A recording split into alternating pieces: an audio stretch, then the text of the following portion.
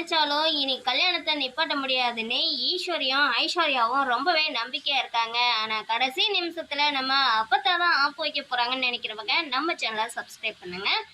இப்போ நம்ம சேது வந்து கல்யாணத்தை நிப்பாட்டலான்ற ஒரு தைரியத்தோட வந்தாலும் இங்க வந்து பேசினா ஆளாளுக்கு வந்து பேசி தாலி கட்டுற ஒரு முடிவுக்கு போயிடுறாங்க. தாலி கட்ட போற நேரத்துல வந்து நிப்பாட்டுங்கடான்னு உங்களுக்கெல்லாம் மனசாட்சி இருக்கான்னு ஒரு சவுண்ட் வருது. யாருன்னு பார்த்தா நம்ம அப்பத்தா குழந்தைய தூக்கிட்டு வந்து நிக்கிறாங்க.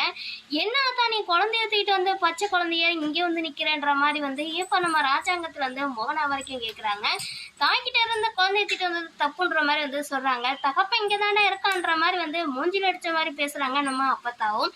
இதை கேட்டு அங்க இருந்தவங்க எல்லாருமே மனசாட்சியே இல்லாம இப்பதான் குழந்தை பிறந்திருக்கு, இந்த மாதிரி சமயத்துல அடுத்த ஒரு கல்யாணம் இவனுக்கெல்லாம் தேவையான்னு எல்லாரும் பேச ஆரம்பிக்கிறாங்க.